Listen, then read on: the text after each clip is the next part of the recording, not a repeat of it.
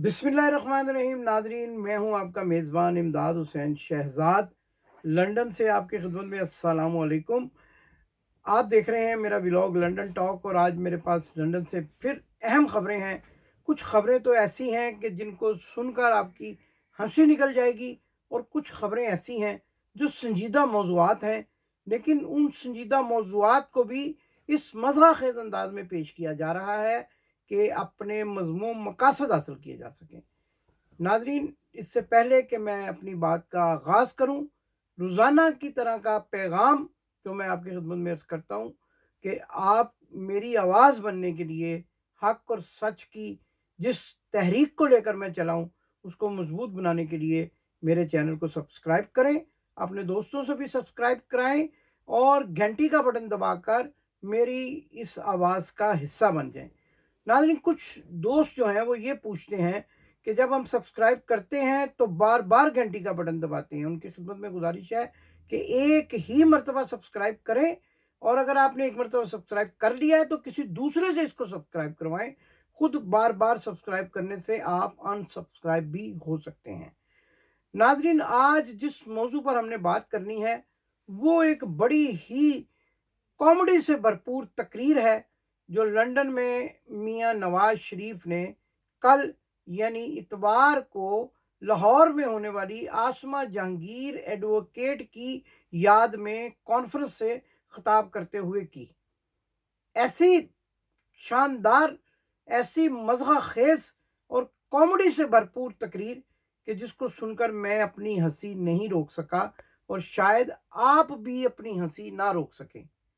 तकरीर के कुछ इक़्तिबासात मैं अपनी टीम को कहता हूँ वो आपको झलकियों में दिखा देंगे, लेकिन इतना ज़रूरी भी नहीं है। मैं आपको उस तकरीर के मंदरजात से आगाह करूँगा और फिर सवालात भी उठाऊँगा, ऐसे सवालात कि जिनका ताल्लुक पाकिस्तान की सियासत और पाकिस्तान की उस जो वकला बरादरी है और जो इंसाफ की अदालतें हैं उनसे भी होगा, और उनके जवाबात सुनने तक अपने प्रोग्राम आप देखते रहिएगा।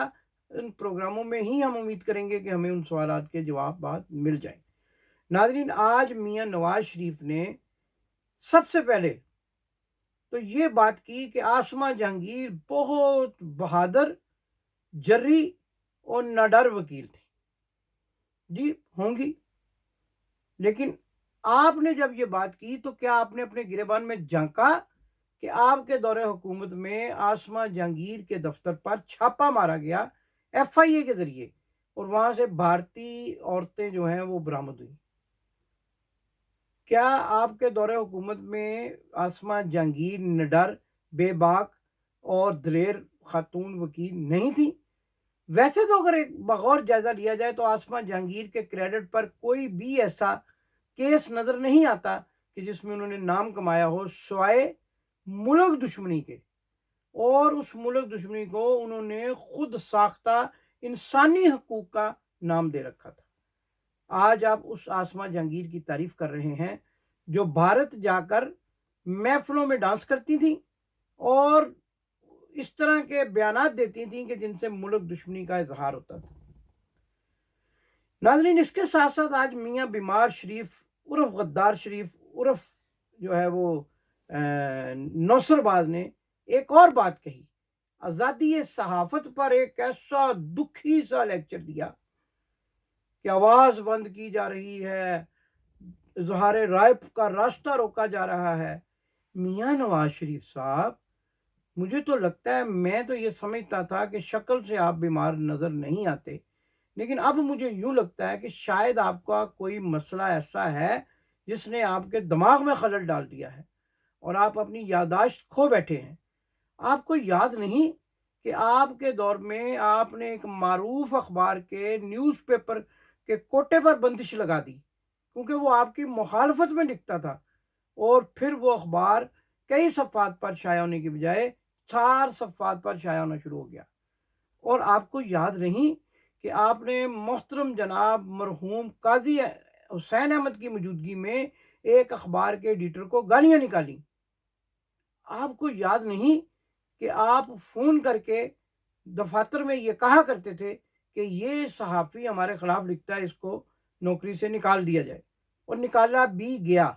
आपके दौर में आपके अभी ताज़ा तरीन समधी, जिनको मैं कहा करता हूँ कि सफिया क्लिनिक मजंग के अबॉर्शन वालों के फैसिलिटेटर थे, उन्होंने सहाफ़ियों को निकालने के लिए इदारों पर दबाव नहीं डाला। और अभी आज तो यूँ लगता है कि जैसे आपने सारी वो बातें सच कह दी जो आपके अपने दौर में आप लोगों पर रवा रखे हुए थे, क्या सलूक करते थे। और अभी आपने जो बात की, आज बड़ा दुखी थे आप, बड़ा दुख अंदर से भरा हुआ था। तो यूँ लगता था जैसे एक्टिंग करते-करते कहीं आप जो है रो ना पड़े।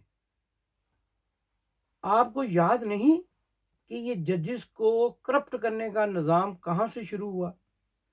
अगर नाज़रीन को याद नहीं तो मैं बताता हूँ, एक थे जस्टिस कैकाउस, ठीक है जी? उन्होंने ज़ियाउल हक के दौर में ये सिलसिला जारी किया कि अपनी मर्ज़ी के वकला जो हैं, उनको भर्ती किया जाए जजेस के तौर पर। और फिर उनका साथ देने में वही जस्टिस मौलवी मुश्ताक थे, जिन्होंने जुल्फ़िकार अली भुट्टो को फांसी दी और आज तक उनका फैसला जो है मुतनाज़ समझा जाता है। ये बुनियाद उस वक़्त रखी गई और फिर आप आए तो आपने तो लूट मचा दी, इंसाफ की इस लुटिया को बिल्कुल डुबो कर रख दिया। आपने अपनी पार्टी के वकला विंग से मुख्तलिफ लोगों को जज तैनात किया और आप अपनी मर्जी के फैसले करवाते रहे। आज आप अदलिया के गम में बड़े दुबले हुए जा रहे हैं और मुझे तो यूँ लगता है कि शायद कुछ दिन तक आप कह ना हो जाए। कह समझते हैं पंजाबी में, कहते हैं कह का मतलब ऊपर ना चले जाएं, जितना आपको गम लगा हुआ है। चेहरे से ही आपके गम टपक रहा है और आप वकला और इंसाफ के गम में और जजिस के मामले में मरे जा रहे हैं। आपको याद नहीं ये जस्टिस मलिक अब्दुल क़य्यूम कौन था? मैंने कई मरतबा अपने प्रोग्रामों में इसकी वीडियो सुनवाई।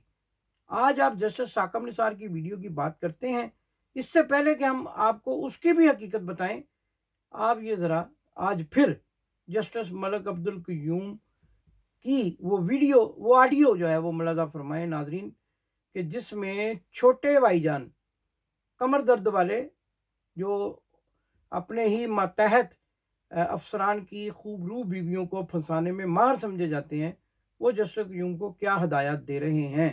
और इस वीडियो को देखने के बाद मैं आपको बताऊंगा कि जस्टिस क़य्यूम की फैमिली को इसके बाद किन किन इनामात से नवाजा गया और कौन कौन से जजेस इन्होंने अपनी मर्जी से भर्ती की और उनसे अपनी मर्जी के फैसले लेते रहे। आइए जरा ये वीडियो ऑडियो मुलाज़ा फरमाएं।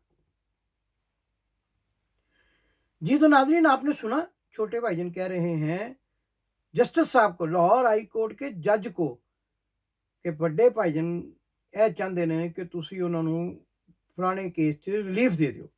और फिर उन्होंने कहा अच्छा जो भाइन का हुक्म है, वो भी भाइन थे, ये भी भाइन है, और उन्होंने इनके हुक्म की तामील की। और इसके बाद क्या हुआ, इन्होंने उसके बदले में उनके भाई को, जिनका कोई सियासी कैरियर और सियासी मेरिट नहीं था, उनको एमएनए बना दिया। जी मैं जनाब परवेज़ मलिक साहब की बात कर रहा हूँ, जिनके हलके में अब फिर इंतखाबात होने वाले हैं। और उनकी बीवी को यानी शाइस्ता परवेज़ मलिक को मखसूस नशिस्तों पर एमएनए बना दिया, बेटे को अमेरिका भिजवा दिया तालीम के लिए, और बहू को भी जो है वो मखसूस नशिस्तों पर मुंतखब करवा दिया। आजकल वही शाइस्ता परवेज़ मलिक को इन्होंने फिर दोबारा उन्हीं के खामद के मरने के बाद खाली होने वाली नशिस्त पर टिकट दे दिया, और एक और मखसूस नशिस्त जो खाली होगी उस पर अब ये किसको नामजद करेंगे, ये आने वाला वक्त बताएगा। एक और थे, आपको मैं बताऊं, कहीं जिक्र ही नहीं आ रहा उनका, कहीं बताया ही नहीं जा रहा। वो थे एमएनए वहीद आलम। ये उर्दू बाजार लाहौर के रहने वाले हैं। इलेक्शन इन्होंने गालबन जौहर टाउन के किसी इलाके से लड़ा, और इनके भी एक भाई थे, वो भी वकील थे, और उनका उर्दू बाजार में ही वकालत का दफ्तर था। जस्टिस मुबीन उनका नाम है। उनको भी इन्होंने जज बना दिया लाहौर हाई कोर्ट का। उनके एक भतीजे को, यानी वहीद आलम के एक भतीजे को सेशन जज लगा दिया। भाई अदलिया पर तो इस तरीके से आपने हमले किए और फिर हाँ, वो पंजाब हाउस में मैं वहाँ रिपोर्टिंग के लिए मौजूद था जब कीमे वाले नान खिलाए गए और सुप्रीम कोर्ट पर हमला कर दिया गया। क्या वो अदालतों पर हमला, अदालतों को अपनी मन मर्जी के फैसले देने पर मजबूर करना आप भूल गए? आप भूल गए जस्टिस रफीक तारड़ को। फिर जस्टिस रफीक तारड़ को आपने सदर बना दिया और अब भी ये सुना जा रहा है कि जिस जस्टिस शमीम को आपने अपने मकासद के लिए इस्तेमाल किया और जैली बयान हल्फी जो है वो जैली साबित हो जाना इंशाल्लाह, वो लिखवाया, उसको भी आपने सदारत का जो है ना वो चकमा दिया है, लॉलीपॉप दिया है कि हम अपने इक़्तिदार में आके आपको सदर बना दें। और ये जो पागल सा वकील फिरता रहता है, इसको दाढ़ी मेजर भी आप कह सकते हैं, ये जो मुमताज तारड़ है, ये कौन है? इसकी क्या क्वालिफिकेशन है पॉलिटिकल? इसको भी आपने जस्टिस रफीक तारड़ की रिश्तेदारी की बिना पर अपनी पार्टी का सेक्रेटरी जनरल बना दिया और आपने इससे भी वादा कर रखा है कि हमारे दौरे इक़्तिदार में आते ही तुम्हें वज़ीर कानून बना दिया जाएगा। अब आप बताएं कि आप ये सारे इक़दामात करने के बाद, आप कानून और इंसाफ को मैनेज करने की बुनियाद रखने के बाद अब भी दावा करते हैं कि अदालतों के ज़रिए ज़बरदस्ती फैसले कराए जाते हैं। ऐसा आखिरकार क्यों कर रहे हैं आप? ऑडियो वीडियो कौन लीक करता है, क्यों करता है? और आज तो एक और, वो मैं आगे चलकर अभी बात करने वाला हूँ, लेकिन उससे पहले ये बात ज़रा ख़त्म कर लें कि आप कहते हैं कि अदलिया पर दबाव डाला जाता है, इसलिए कि आप अदलिया पर दबाव डालना चाहते हैं। जस्टिस शमीम वाला केस जो है वो 26 को लिस्टेड है और उसके बाद आपकी बेटी की बारी है। जी हाँ, और आपको नजर आ गया है, आपको ये साफ दिखाई दे रहा है कि मरियम नवाज अंदर होने वाली हैं, जेल में आप उनको देख रहे हैं और आपके भाई को भी आप जेल में देख रहे हैं। अब हम आते हैं दोबारा आज़ादी सहाफ़त वाले मामले पर। नाज़रीन, टाइम बहुत थोड़ा होता है, हमने बातें ज़्यादा करनी होती हैं। अब आप देखें कि ये एक ऑडियो नहीं आई है, ये मरियम सफदर अवान की ऑडियो है, मुलाज़ा कीजिए।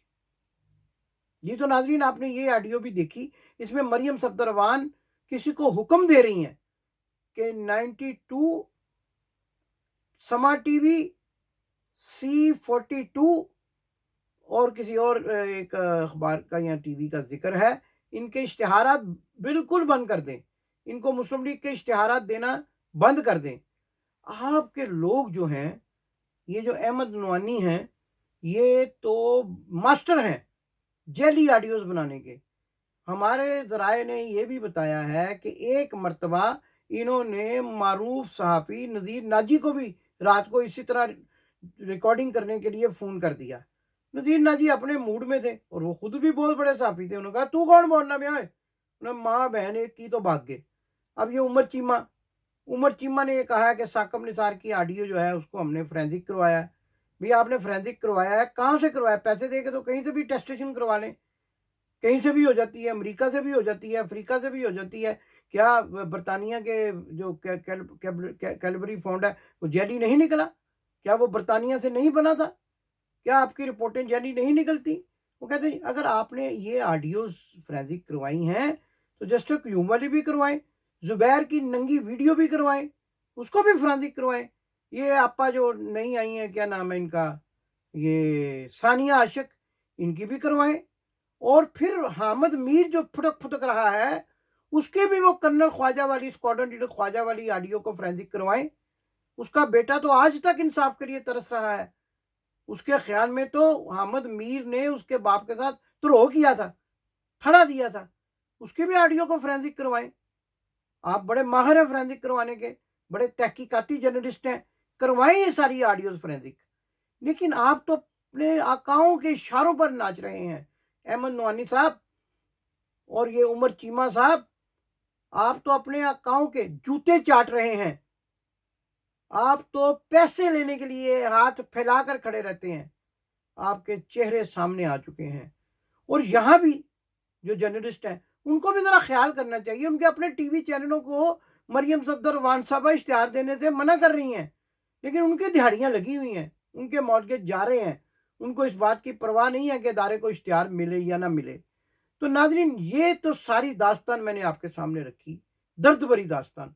और एक और बात आपको बता दूं कि जैसे ही 26 नवंबर आएगा, जैसे ही मरियम की तारीख करीब आएगी, ये और रोना शुरू हो जाएंगे और गिरियाजारी करेंगे, क्योंकि ये खुद ही इस निज़ाम के कातिल हैं। और ये ऐसे कातिल हैं कि कत्ल करने के बाद खुद ही शोर मचाना शुरू कर देते हैं। पाकिस्तान में रियासत के अंदर रियासतें बनाने के ये कारीगर हैं। इन्होंने एक रियासत नहीं बल्कि रियासतें बनाई। पाकिस्तान की बजाय पंजाब, बलूचिस्तान, खैबर पख्तूनख्वा की बात की। ये सियासतदान जो हैं, ये इतने गलीज और गंदे हैं कि अब इनके पास से नफरत की और बदबू आती है। इनके पास से बदबू आती है। मैं जब इनका नाम लेता हूं तो मेरा जी चाहता है कि मैं अपने इर्द गिर्द जो है वो खुशबुएं जो है उनको फैलाऊं, क्योंकि मुझे इनका नाम लेते हुए बदबू आती है। यकीनन आपको भी इनके बारे में सुनते हुए बदबू आती होगी। अपने उसी नारे के साथ जो मैं रोज लगाया करता हूं, मजीद हकायक आपके सामने लाने का अज़म लेकर अपने प्रोग्राम से इजाज़त चाहूँगा। अपने मेज़बान इमदाद हुसैन शहजाद को इजाज़त दीजिए। पाकिस्तान जिंदाबाद।